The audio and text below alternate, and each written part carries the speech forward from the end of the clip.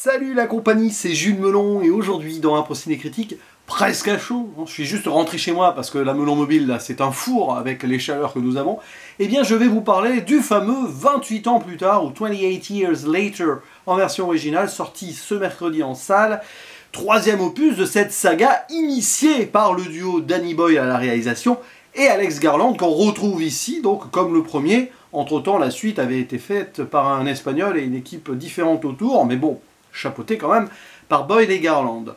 Ce 28 ans plus tard semble être le premier volet d'une potentielle trilogie en elle-même, une trilogie 28 ans. Il y a déjà un deuxième film qui est prévu début janvier prochain, en 2026, et il sera réalisé par Nia DaCosta. Et si tout va bien, voilà, on aura une conclusion à cela. Au casting ici, n'espérez pas un retour d'actrices ou d'acteurs des deux premiers volets. Après tout, d'ailleurs, entre le premier et le deuxième, il n'y avait pas non plus de personnages en commun. Dans les rôles principaux, ici, nous avons le duo Aaron Taylor-Johnson, et oui, ex-Kick-Ass, entre autres, hein, et Jodie Comer. Ça, c'est pour les parents, le père et la mère. Tandis que le fils, qui a environ 12 ans, est joué par la révélation du film, le jeune Alfie Williams, extraordinaire, et ça va être lui d'ailleurs le protagoniste principal. À leur côté, on a Ralph Fiennes qui joue un docteur particulier sur lequel je reviendrai surtout en zone spoiler, rien que son look en dit long, et sa façon d'être là où il est. Bon. Et nous avons également Jack O'Connell. Alors Jack O'Connell, vous l'avez vu récemment dans un des antagonistes vampiresques de Sinners. Ici, il a un rôle très différent, sur lequel je reviendrai aussi en zone spoiler. Citons aussi la présence du Suédois Edvin Ryding, qui joue un Suédois. Personnage sur lequel il y a tant à dire, mais on ne fera pas non plus 2 heures dessus, parce qu'il y a tant de choses à exploiter, à expliciter ici, thématiquement et formellement. D'abord, l'histoire, hein, pour faire simple. 28 ans après cette contamination virus qui transforme les gens en infectés, pas vraiment des zombies, mais tout comme. Donc ça, c'est en Grande-Bretagne. Et bien, justement, ce Royaume-Uni, là, l'Angleterre, l'Écosse, hein, parce que c'est à peu près par là que ça se passe, a été mise en quarantaine. C'est-à-dire, dans la suite, 28 semaines plus tard, on sentait que le virus pourrait aller en Europe, mais il a été contenu là-bas. Mais on a laissé donc l'Angleterre et ses environs, cette île, à l'abandon. C'est une sorte de Brexit international forcé sur les pauvres Britanniques qui doivent survivre pour ceux qui n'ont pas été infectés. Et on va suivre donc un petit village très folklorique, un retour à l'ancien temps, et pour cause, il n'y a plus d'électricité, etc. C'est pas The Wicker Man, mais pas loin, c'est une des influences, on va dire. Un endroit qui a l'air sympathique sur le papier, mais où on va forcément faire attention et chasser potentiellement le contaminé. Donc on entraîne les plus jeunes à l'arc hein, pour se défendre. Jusque-là, c'est logique. Mais on va surtout se concentrer donc sur un père et son fils. Le fils s'appelle Spike, il a été nommé en tant que tel. Hein. Spike, c'est le bout pointu, hein, si vous voulez, de la flèche. Hein. Rien que sa dénomination lui donne un destin. Qui, à l'âge de 12 ans, le père décide que son fils est un homme, et donc il va l'amener à l'extérieur. Ils sont sur une île, hein, à part, un village, mais une île. Voilà. Et dès que la marée baisse, il y a une digue qui relie cette île au continent. Enfin, le continent, c'est l'Angleterre, quoi, la main island, l'île principale. Et donc, il amène pour la première fois son fiston là-bas, là où il y a plein d'infectés, les fameux infectés qu'on a vus dans les 2 premiers films, et plus ses affinités. Et donc, il va lui faire tuer son premier contaminé. Voilà, à 12 ans, alors que visiblement, la coutume locale, c'est plutôt vers 14-15 ans. Mais le père, il veut que son fils soit un homme. Donc, nous avons un récit initiatique ici, qui va évidemment pas forcément très bien tourner, d'autant plus que la mère est malade. Ayla, c'est ça son prénom, est atteinte, on ne sait pas, une sorte de dégénérescence, en tout cas elle est dans son lit, elle a mal à la tête, et puis elle perd un peu pied avec la réalité, j'y reviendrai. Donc le gamin, là, enfin qui a 12 ans, il va vraiment perdre son innocence, et va vivre plein d'aventures, d'obstacles à franchir, et va forcément avancer. Là, on est vraiment à la quête du héros, mais forcé, et c'est très dur. Oui, il va devenir un homme, mais peut-être pas l'homme que son père imaginait, par la force des choses. Ce qui est très étrange, c'est que le film ouvre sur un autre enfant blond, 28 ans avant, donc état initial de la saga, un petit gamin qui voit son père mourir, un prêtre, il se sacrifie en mode « c'est l'apocalypse, voilà, c'est le jugement dernier, tout ça, tout ça ». Et le fils, il récupère la croix du père et on se dit, mais qu'est-ce que ça va faire?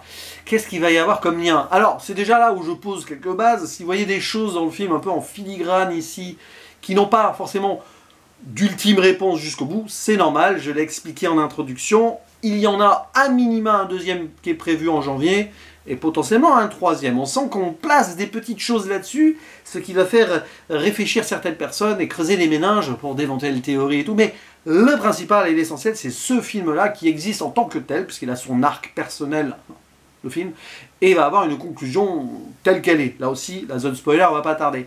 Et c'est ahurissant de cinéma comme film, c'est-à-dire que pendant quelques scènes et globalement et tout, je me suis dit, je crois que dans sa texture, dans son approche, même s'il y a plusieurs influences qu'on a déjà vues ailleurs, hein, je n'ai jamais vu quelque chose comme ça.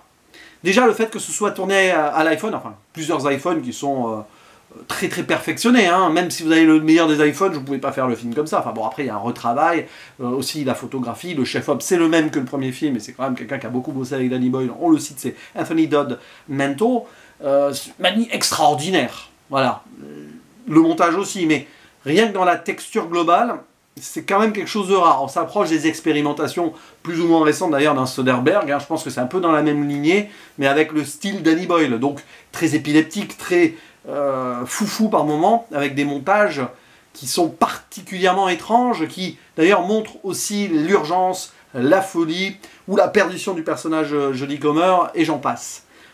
Alors, c'est vrai que à certains moments, ça peut être un peu lourd à digérer, mais une fois que tu es rentré dans le délire, tu vois quelque chose d'assez unique, c'est presque une sorte d'ovni si vous voulez, mais on est dans une expérimentation, c'est un cinéma qui est quasi expérimental et onirique sur certains points, et qui ouvre vers une autre ère, tout en restant dans l'ambiance de cette saga. Mais bon, chacun des trois films, à date, est différent de l'un de l'autre, et c'est parfait, c'est ce qu'il fallait ici.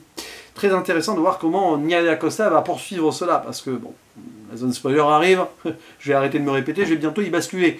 Mais oui, formellement, c'est assez extraordinaire. Vous avez même des passages où on voit que la nature a repris son droit par rapport à l'humain, ne serait-ce que par des plans sur des étoiles, la voie lactée, quasi aurore boréale, là quand il traverse une digue, poursuivi par un des infectés. Les infectés ont évolué aussi en 28 ans, c'est passionnant. Il y a tout un lore et un univers développé autour donc, de ces contaminés-là. Il y a plusieurs, on va dire, variations hein, de contaminés dans leur attitude.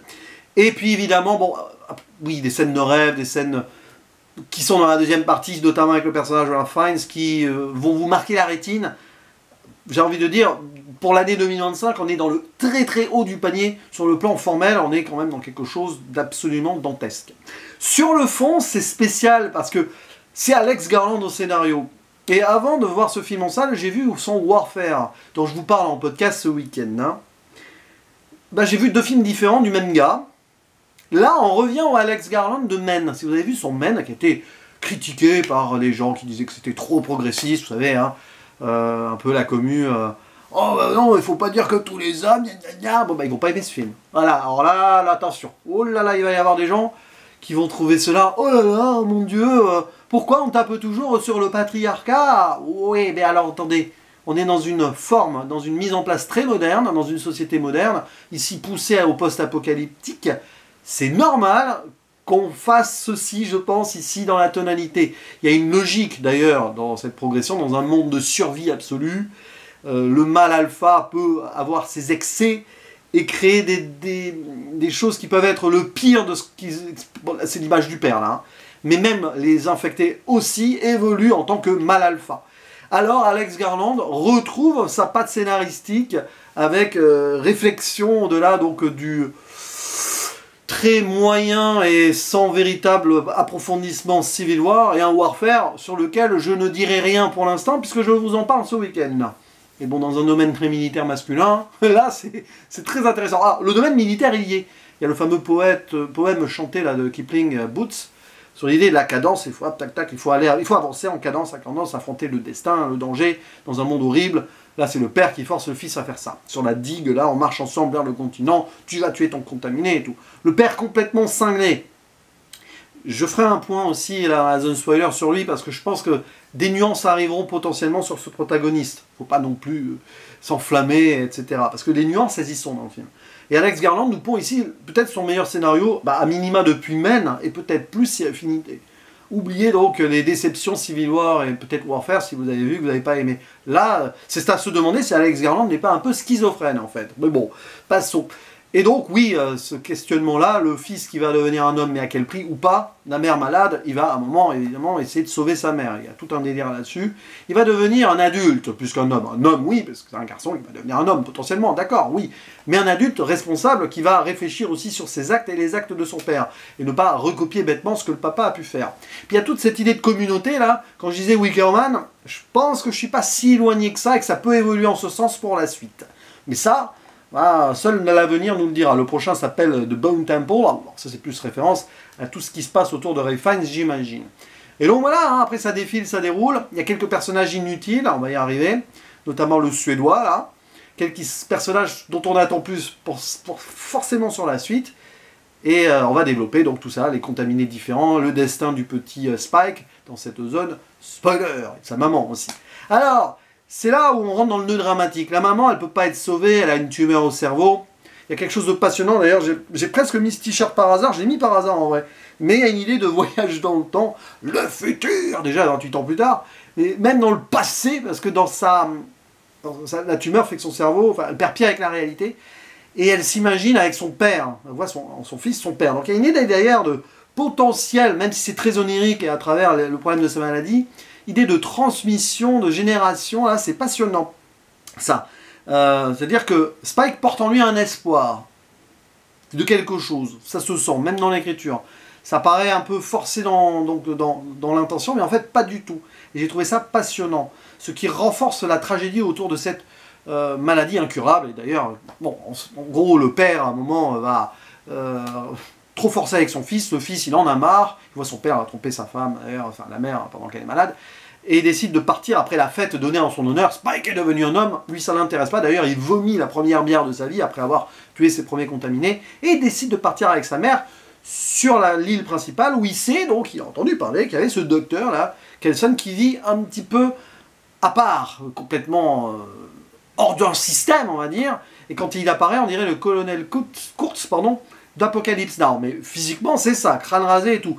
C'est cette idée-là, c'est quelqu'un qui a décidé de rester à part et qui développe sa propre mythologie.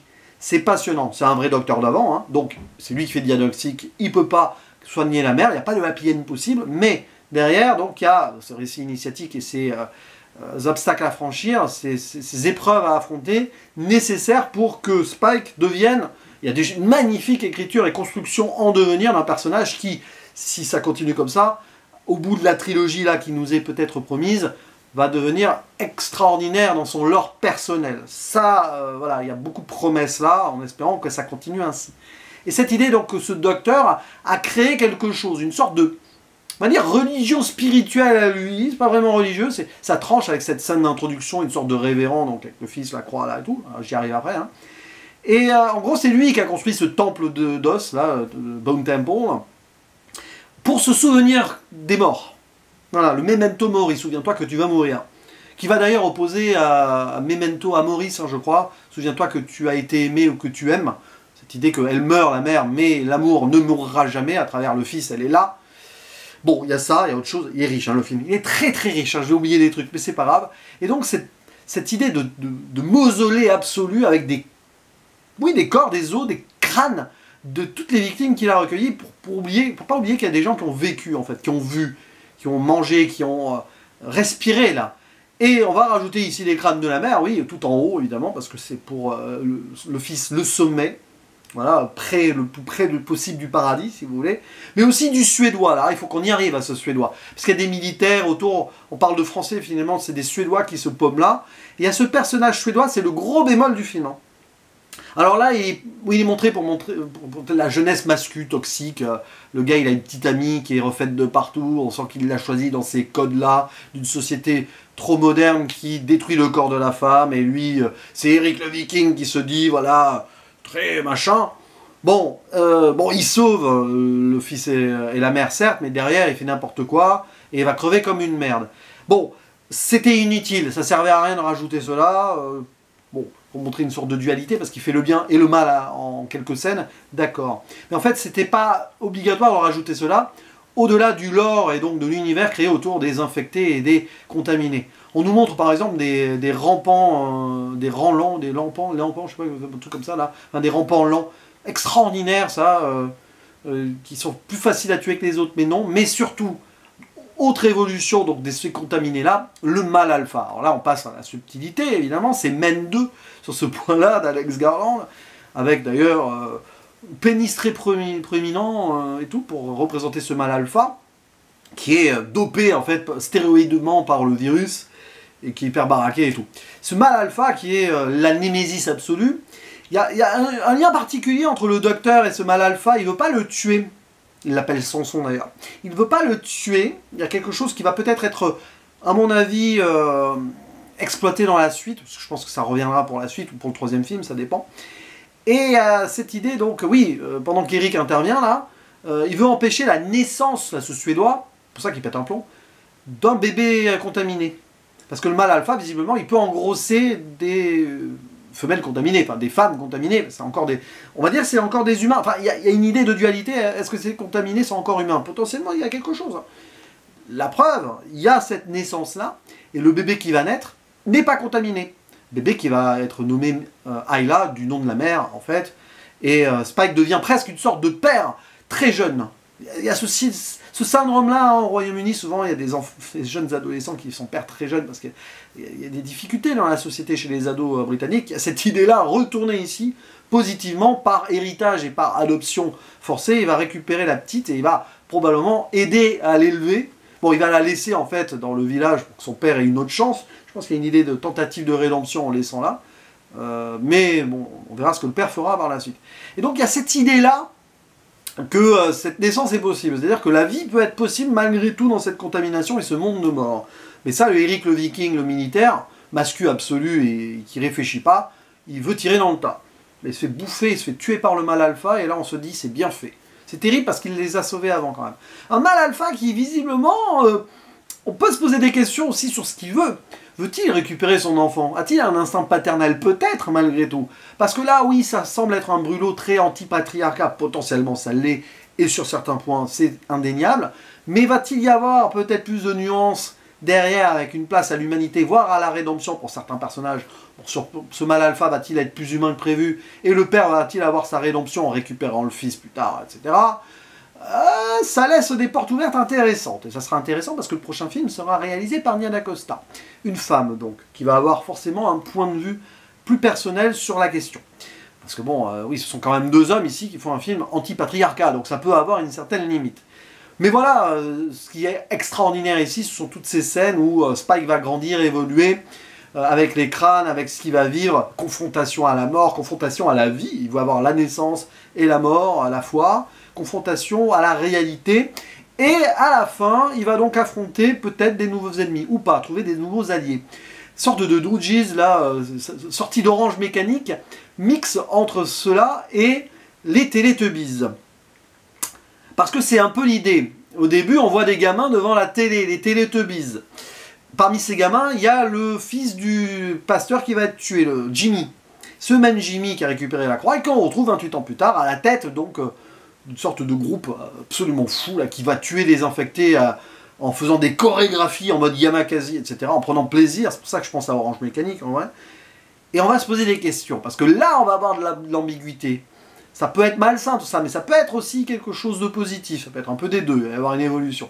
Passionnant. Donc finalement, là, le gamin sur lequel on ouvre le film, avec une course qui est pas loin de rappeler 28 semaines plus tard, on le retrouve à la fin adulte avec ses collègues, dans une folie absolue, et donc ça promet, Spike avec eux, qu'est-ce qu'il va faire avec cette nouvelle famille? Plus compliqué. The Wicker Man, Orange Mécanique, communauté à une autre, des déviances de la société britannique potentielles face à une violence, ou un entre-soi, ou un enfermement, etc.